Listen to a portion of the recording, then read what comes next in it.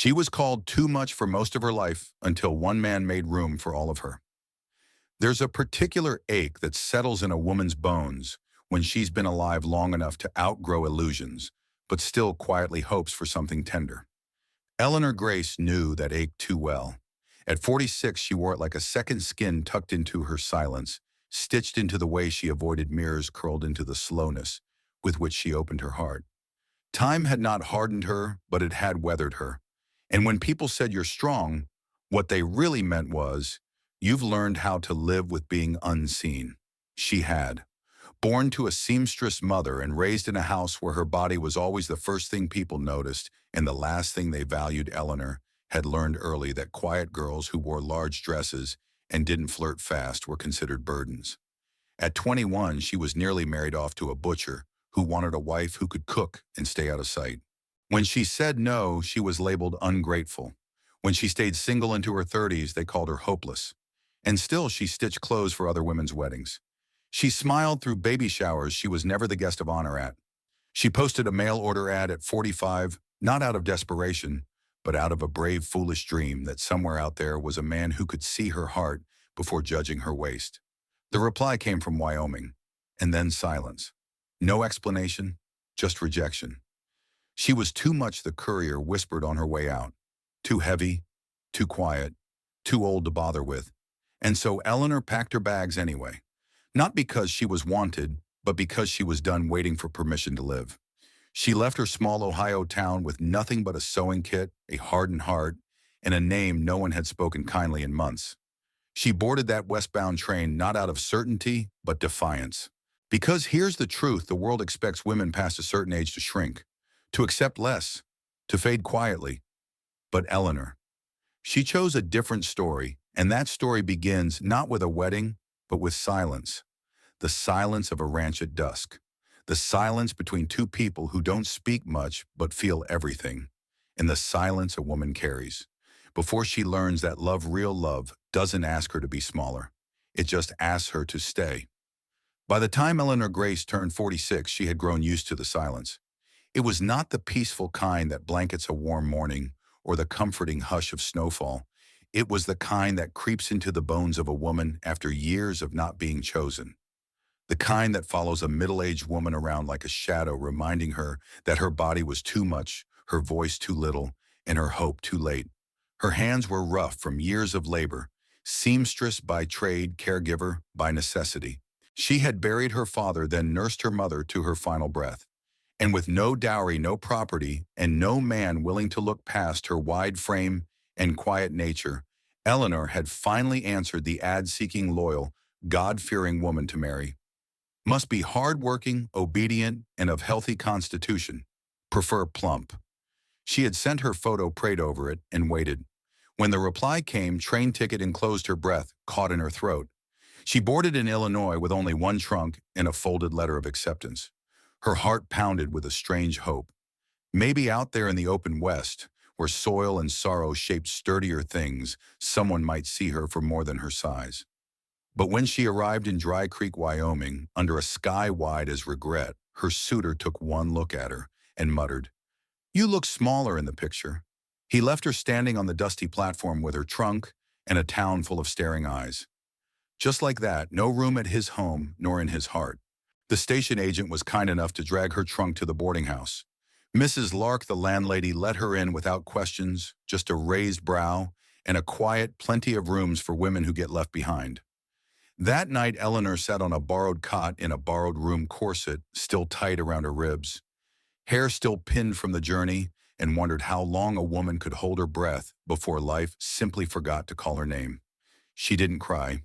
Women like her learned long ago that tears were a luxury for girls with futures.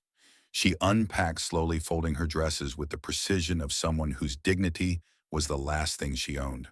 But something in her shifted that night, not loudly, not quickly.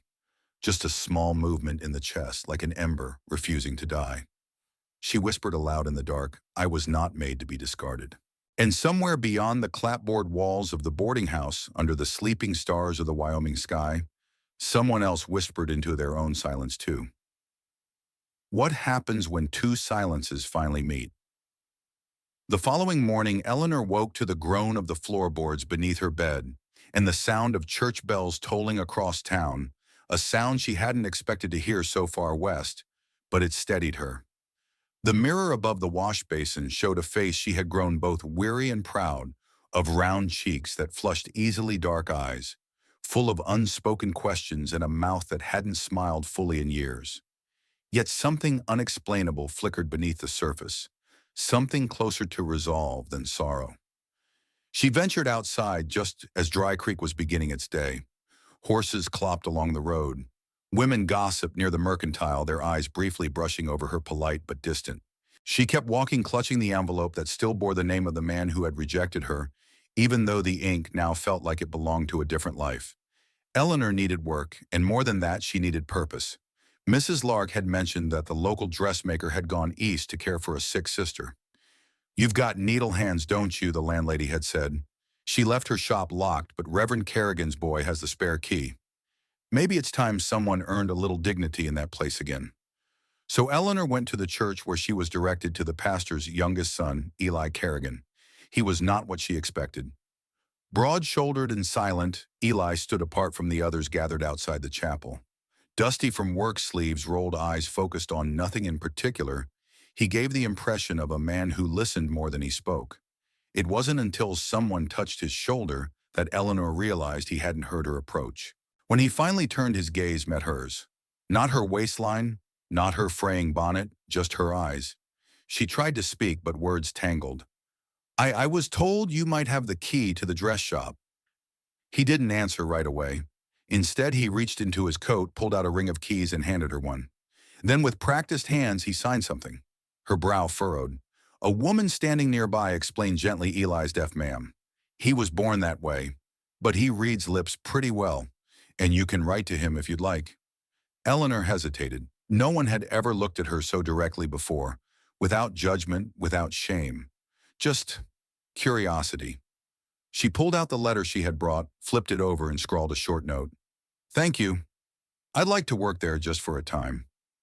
Eli read it, then nodded. He pointed to himself, then to the shop down the street, indicating he'd walk her there. They walked in silence, but for once, it didn't feel like lack. It felt like space. When he unlocked the door to the shop, he didn't leave right away. He lingered in the doorway, watching as she stepped inside. Fingertips grazing the dust-covered counter, the old bolts of fabric, the forgotten life of a woman's trade. She turned to him. "Would it be all right if I cleaned up?" He nodded again. Before he left, he pointed to her chest, then touched his own heart.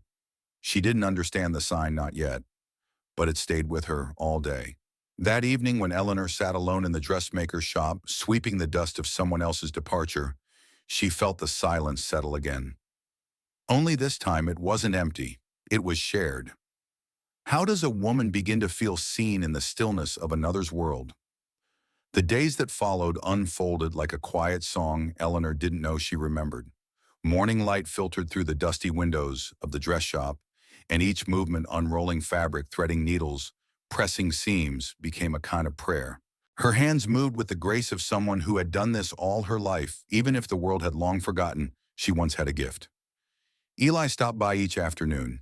He never said much, couldn't really, but he brought things: fresh bread, wrapped in cloth, extra fabric from the mercantile, even a little wooden chair for her to sit when her legs tired.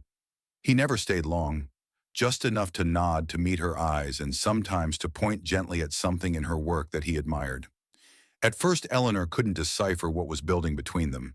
He wasn't like the men back home, loud, full of opinions and praise, laced with expectation. Eli was a quiet presence, like dusk arriving, gently staying long enough to soften the day. But with this growing peace came the prickling of fear. Could she allow herself to be seen this way, without armor, without apology? She still wore the words others had cast at her like stones. Too much woman, they'd whispered behind hands. Not marriageable. A burden to any man. Years of pretending not to care had built a wall of silence around her, but Eli's quiet was different. It didn't crush her voice. It gave it room to echo back. One evening, Eleanor stayed late in the shop, mending a child's torn dress, when she heard the soft knock. Eli stood there holding a small oil lamp. He stepped inside, placed it on the table, and sat across from her. Then he handed her a notebook. "Write something," he gestured. She stared at the empty page. Her fingers hovered over the pencil. And then slowly, shakily, she wrote, "I don't know why you're kind to me. I've never been the kind men notice, only reject. I was promised to a man through a letter, and he sent me away before I could speak. I was too fat, too old, too plain. You see me now, but I don't know what you see." She slid the notebook toward him, bracing herself. Eli read it twice, his brow furrowed. Then without looking up, he took the pencil and wrote beneath her words, "I see someone still standing." The tears came like a breach in a dam. Eleanor didn't cry often. It was an indulgence she hadn't allowed herself in years. But in that moment, in that candlelit room with Thread in her lap and Eli watching gently, she wept. He didn't try to hush her. He didn't reach out. He simply sat like a tree anchoring against her storm. That night, Eleanor returned to her room and stood before the mirror. She touched her own reflection. For the first time in decades, she didn't ask what she lacked. She asked what she had survived. What does it mean when silence starts to feel like safety instead of shame? It was Sunday afternoon when Eleanor decided not to hide anymore. The church bell rang clear across town, its echo settling between the Red Rock hills like a blessing. She hadn't dared step inside that church since arriving, not because of her faith, but because of the glances. In small towns like Dust Creek, glances carried weight heavier than sermons. But this Sunday, she put on the deep burgundy dress she'd sewn herself. It wasn't fancy, no lace, no corseted waist, but it was sturdy, dignified, and it fit her body like it had been made with reverence, not shame, because it had. She walked into the chapel with her head high and her breath shallow. She sat in the back as quietly as she'd lived, but not to disappear. This time it was to observe, to claim space without asking. A few heads turned. Some recognized her, the mail-order bride, who hadn't been claimed, the woman too much for the man who'd brought her. But they didn't whisper this time. Maybe it was the way she held herself. Maybe it was the way the sunlight caught the burgundy cloth. Or maybe they were just finally seeing her as more than gossip. After the service, as people milled about pretending not to watch her, a child ran up Ruthie from the dress shop. "You made my blue skirt," the girl beamed. "I told Mom I wanted one just like yours when I'm a lady." Eleanor smiled. "Then we'll make one together when you're ready." A hand touched her elbow. She turned. It was Eli. He didn't need words. He simply offered her his arm. And this time, she didn't hesitate. They walked together through the chapel doors, past every whisper that once had the power to bruise. The air outside was warm and full of dust and wild sage. At the edge of town, under the shade of a cottonwood, he paused, pulled a folded paper from his vest. Her letter, the one she'd written to that other man months ago, back when she'd still believed marriage was a transaction to be earned. "I asked the postmaster for it," he said in writing, after she gave him a questioning look. "Didn't think it should stay in his hands." She unfolded it slowly. Read her own words, so eager, so hopeful, so small. Then she tore it in two, and the wind took it. "Eli," she said quietly, "I've been waiting so long to be chosen. I didn't realize I was allowed to choose too." He nodded, then signed something she hadn't seen before. She hesitated. "What's that mean?" He smiled, wrote it down. "You choose me. I choose you." That night, as dusk fell over Dust Creek, Eleanor didn't just feel free. She felt whole. And it had nothing to do with a man finally loving her. It had everything to do with her no longer apologizing for who she was. What happens when a woman reclaims her story and finds love in the silence she once feared? By the end of July, the summer heat settled over Dust Creek like a thick wool blanket. But Eleanor didn't mind. For the first time in her life, sweat meant something more than exhaustion. It meant creation. It meant tending to something real. Eli had invited her not with fanfare, not with grand declarations, but with his steady hands and gentle presence to stay on his ranch. It wasn't a proposal, not yet. It was something quieter, more sacred. Each morning she rose with the sun and brewed chicory coffee strong enough to raise the dead. Eli would already be outside feeding the animals, moving with a quiet rhythm that calmed her nerves.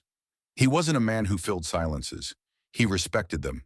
And that after all she had endured was the deepest kind of love. There were still moments when Eleanor questioned it all. When she would catch her reflection in the window pane and see the softness in her frame, the lines near her eyes, the kind of body and face that society dismissed. But every time she doubted, Eli did not. He never looked away.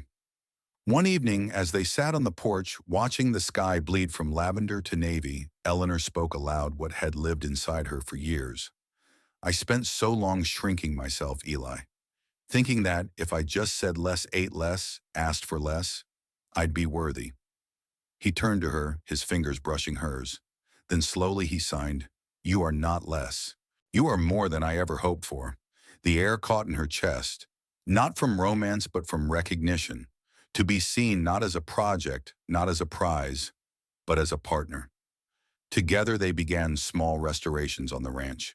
A new roof on the chicken coop, fresh paint on the porch swing. She stitched new curtains for the kitchen windows. Eli repaired the barn door hinges. Their love wasn't dramatic. It was quiet, intentional healing. Dust Creek noticed. Mrs. Willoughby, who once whispered behind fans, now asked for Eleanor's sewing tips. Pastor Elijah invited her to help organize the Harvest Festival. Even Mr. Cartwright, from the general store who had once refused to stock plus-size dresses, now asked if she might be willing to take custom orders for the ladies in town. She wasn't a spectacle anymore. She was someone to be respected. One afternoon, a letter arrived from her sister Lillian back in Missouri. It read, "I heard what happened out there. I know it started as a mistake, but I see the photos you sent. I see you smiling. And I realize now you were never the mistake, just too big for the small world we were raised in." Tears welled in Eleanor's eyes. For once, they weren't bitter. That night, under a clear sky bursting with stars, Eli brought her to the edge of his property. There beneath an ancient oak stood a cabin in need of love.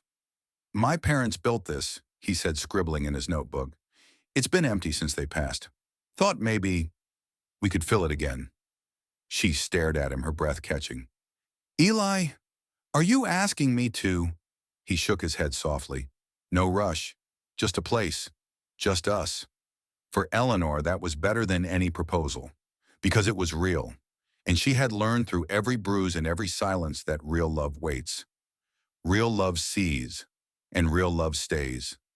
She was once rejected for being too much. Now she's building a life brick by brick with the man who saw her worth all along. Just as the days in Dust Creek grew golden and the rhythm of life became soft and almost sacred, the past, like a rattlesnake in tall grass, rose to strike. Eleanor was hanging laundry on the line behind the cabin she now shared with Eli. The wind tugged gently at the sheets and the air smelled of cedar wood and horses. She was humming a habit she'd never allowed herself before. Shy girls didn't hum, but now she hummed because she felt safe, until she saw the letter. It lay on the porch bench, sealed with wax and stamped from Missouri. Her hands froze. The handwriting was unmistakable. Wilford Carrick, the man who had once paid for her passage west, and upon seeing her step from the train, had turned and walked away without a word. The same man who left her standing alone with only shame for company. Eli found her sitting on the porch, the letter unopened, her fingers trembling. She didn't speak, just handed him the envelope. He read it slowly, his thumb tracing each line. "Eleanor, I heard you're still out west. I was wrong to turn from you. My mother pressured me. Said you weren't what I expected. Said you'd be trouble. But I've thought of you often. If you'll forgive me, I'd still like to try." Her heart burned not with longing, with rage, and then grief. How dare he?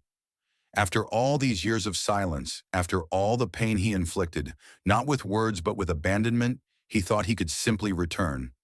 Ask for her forgiveness like it was a coin he could toss into a well. Eli didn't say anything. He didn't need to. He simply sat beside her, his hand resting over hers, grounding her. "I don't want him," Eleanor said finally, her voice firm. "But I want to say something. I want to be heard." The next morning she rode into Dust Creek and sat at the writing desk in the back of the general store. With deliberate strokes she penned her reply, "Wilford, I am no longer the woman you left on that train platform. That version of me deserved better, and so do I. I am not angry anymore, but I do not owe you my silence or my future. I found someone who listens without needing me to perform love, without needing me to change, and builds a home with me not out of duty, but out of choice. You lost me the moment you turned your back, and I've never been more thankful for that than I am today." She signed her name not just as Eleanor Grace, but as Eleanor Grace Monroe. Yes, she had taken Eli's last name unofficially at first, a name that meant home, belonging. Not because he had asked, but because she had chosen it. The townsfolk noticed when the letter was sent, and they noticed more when Eleanor took her place beside Eli at the church harvest festival as co-organizer, confident, capable, and no longer hiding behind polite shyness. The mayor's wife asked her to help teach a new quilting group. Pastor Elijah invited her to read a verse at the Sunday service. And little Ruthie, the girl from town who had once whispered about her weight, now tugged at her sleeve and asked shyly if Eleanor could teach her to sew. She nodded, her heart full, not with pride, but with peace. And later that evening, Eli handed her something small wrapped in a handkerchief. Inside was a silver thimble engraved with two initials, E+E. He didn't sign anything. He didn't speak. But she knew. He saw her. Not despite her past, but because of who she'd become through it. Her past came knocking, but this time she answered with strength, grace, and a love she chose for herself. Winter came early to Dust Creek that year, brushing the land in white silence and pulling the world inward. The snow lay thick over the rooftops, muffling the noise of life and slowing everything to a hush. But inside the small cabin tucked against the hillside, warmth pulsed from the hearth and from something deeper, something hard-won and quiet. Eleanor stood at the window, her fingers gently stroking the frost-kissed pane. She was no longer the woman who arrived with hope crumpled in her hand and rejection hanging heavy around her shoulders. That woman had laid her burdens down, and what had risen in her place was not just strength, but peace. Behind her, Eli moved with ease, his body steady, despite the ache in his knees from long hours tending livestock in the cold. He lit the oil lamp with practiced grace, then walked over and wrapped a wool shawl around Eleanor's shoulders without a word. No grand speeches, no dramatic gestures, just presence, just home. That evening, a soft knock came at the door. It was Pastor Elijah smiling through the cold, holding a paper in his gloved hand. "Thought you might want this now." "No rush," he said gently. Inside the envelope was the official marriage certificate signed and stamped by the county. They hadn't had a big ceremony. There were no flower petals scattered, no organ music echoing through a grand chapel. Just a quiet agreement between two people who had weathered too much to believe that love needed witnesses to be real. But still, Eleanor cried when she saw her name written alongside Eli's. Not because she was surprised, but because for the first time in her life, her name had been written in full, not erased, not shortened, not hidden. Eleanor Grace Monroe.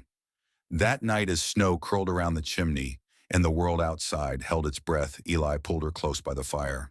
He couldn't hear her tears, but he felt them on his shirt, and he held her tighter. "I used to think," she whispered into the hollow of his neck, "that the only kind of love I could have was the one I had to beg for." Eli shook his head slowly, resting his lips against her hair. "You were never too much," he signed. "They were just too little." Outside, the wind sighed against the shutters, but inside, the silence between them was full, sacred, like the quiet inside a chapel. The next morning, Eleanor walked into town with her head high. At the general store, the townsfolk greeted her, not with pity, but respect. Mrs. Tilley, the baker's wife, slipped her a recipe card. Mr. Baird asked her opinion on new quilt fabrics. Even the mayor, who once chuckled about mail-order brides over brandy, tipped his hat solemnly and offered to donate timber for the sewing circle's new benches. Eleanor no longer wondered if she was enough, because the man beside her never made her question it. And in his silence, she found a language deeper than words etched in every action, every kindness, every quiet evening shared without pretense. In a world that once tried to define her by her weight, her silence, her supposed usefulness, Eleanor had rewritten her story. Not in loud declarations, but in small, steady steps. She belonged not because someone finally allowed her to, but because she claimed it. And as the sky turned to amber over the Wyoming plains, Eleanor stood beside her husband, her partner, and whispered a prayer of thanks for the long road that had led her home. Love doesn't always arrive in thunder. Sometimes it comes in silence and stays for good. Life doesn't end when you've been overlooked. It often begins when you start seeing yourself again. Eleanor's story reminds us that dignity is not found in the approval of others, but in the quiet courage to show up as we are. No apologies, no shrinking. For so many women, especially in their middle years, the world grows quieter. Friends fade, mirrors speak harsher truths, and society becomes blind to hearts that still beat with longing wisdom and tenderness. But Eleanor teaches us something sacred. It's never too late for love. Not just romantic love, but love that honors your worth, your voice, your silence, and your size. Love that sees you not in spite of your years, but because of them. The kind of love we all deserve, not loud and flashy, but steady, real, and earned through resilience. Her journey is a call to every person who's ever been told they were too much or not enough. You are exactly right. Right for someone, right for the life still ahead. If her story touched you, we invite you to become part of our storytelling circle. Subscribe to the Wild West Saga channel for more tales that stir the soul. Share your thoughts in the comments, your voice matters here. And pass this story along. Someone out there needs it today. Because no matter your age, you are still worth being seen, chosen, and loved.